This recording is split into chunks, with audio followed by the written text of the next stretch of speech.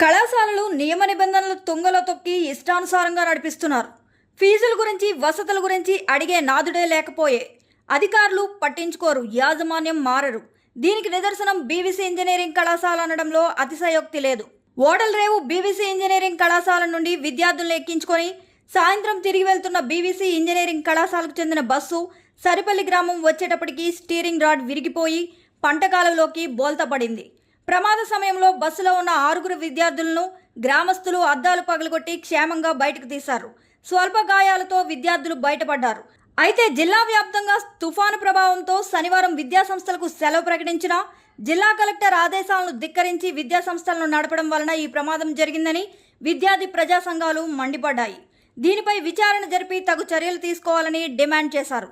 విద్యార్థుల నుంచి రవాణా నిమిత్తం వేలకు వేల రూపాయలు వసూలు చేస్తున్న విద్యాసంస్థలు బస్సులను రవాణా శాఖ అధికారులు చెక్ చేసి ఫిట్నెస్ పరిశీలన చేయాలని, ఫిట్నెస్ లేని బస్సులను సీజ్ చేసి యాజమాన్యాలపై తగు చర్యలు తీసుకోవాలని డిమాండ్ చేశారు.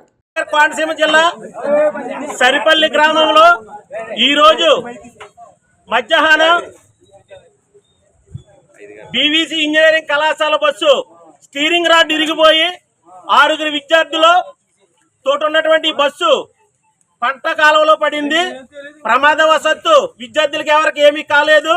కానీ ఇక్కడ గమనించాల్సిన విషయం ఏంటంటే, వాతావరణ శాఖ హెచ్చరికల్ని జిల్లా కలెక్టర్ మహేష్ గారు ప్రైవేట్ పబ్లిక్ స్కూల్ ఏ కాలేజీ కూడా ఏ స్కూల్ కూడా నిర్వహించొద్దని అధికారులకు స్పష్టమైనటువంటి నిర్దేశాలు జారీ చేస్తే, మరి బీవీసీ యాజమాన్యం అక్రమంగా దొంగచాటుగా విద్యార్థులకి ఇవాళ క్లాసులు నిర్వహించింది.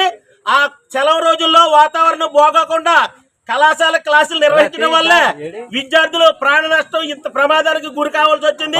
కాబట్టి ప్రైవేట్ కళాశాలలో ప్రతి బస్సుకి ఫిట్నెస్ నిర్వహించాలని ఆర్టీఓ అధికారులని డిమాండ్ చేస్తా ఉన్నాం.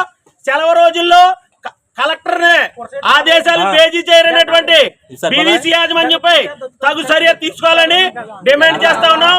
పొలమూరు మోహన్ బాబు, బీఎస్పీ అమలాపురం నియోజకవర్గ ఇన్ఛార్జ్. మరిన్ని అప్డేట్స్ కోసం please subscribe our channel VST news channel.